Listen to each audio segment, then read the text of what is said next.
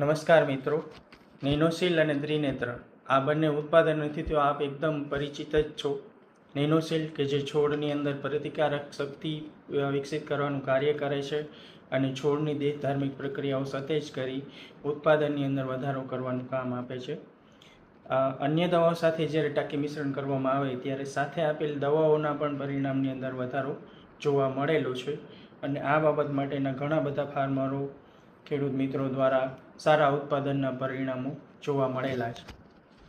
ગ્રીનક્રોસ agritech private limited કે જે ઝેરમુક્ત અને ઓર્ગેનિક કૃષિ રસાયણો આપતી કંપની છે અને કંપનીના આ જ ઉદ્દેશ્યને આગળ ધપાવતા અમારા સંશોધન વૈજ્ઞાનિકશ્રીઓ દ્વારા તૈયાર કરેલા 2 નવા ઉત્પાદનો આપની સમક્ષ રજૂ કરી રહ્યા છે. બંને ઉત્પાદનો છે માઇકો ગ્રીન અને સકન પીએસબી. માઇક્રોગ્રીનની વાત કરીએ તો માઇકોરાઇઝલ બાયોફર્ટિલાઇઝર કે જે વામ વેસિક્યુલર આર્બોસ્ક્યુલર માઇકોરાઇઝા તરીકે પણ આપણે એને ઓળખી શકીએ છીએ.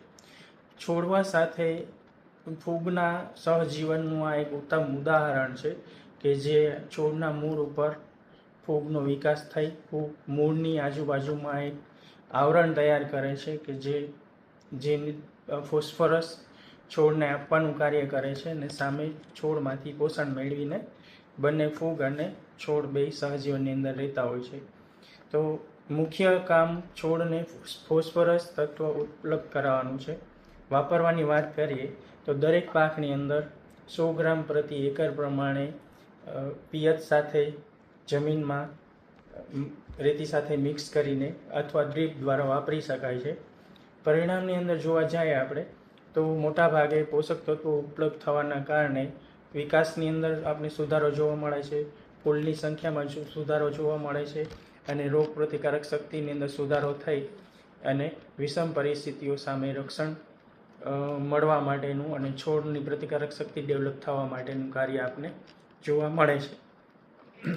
પીએસબીની વાત કરીએ તો ફોસ્ફેટ સોલ્યુબલાઇઝિંગ બેક્ટેરિયા કે જે જમીનની અંદર આપણા દ્વારા અપાયેલા વિવિધ ખાતરો રાસાયણિક કે ઓર્ગેનિક જે કંઈ આપણે આપતા હોય એ અને અન્ય પડેલા તત્વોમાં ફોસ્ફરસ જે કંઈ અવેલેબલ થવાનું બાકી છે અને બાઇન્ડ થઈને પડી ગયેલો છે તો એને ઉપલબ્ધ ફોર્મમાં લઈ આવી અને છોડને ઉપલબ્ધ કરવાનું કામ આપે છે અને એનો ડોઝ જે છે એ પ્રતિ એકર 1 લીટર આપણે આપવાનું છે અને એને પણ આપણે ડ્રીપ દ્વારા કે ખુલ્લા પાણી સાથે જમીનમાં આપી શકીએ છીએ.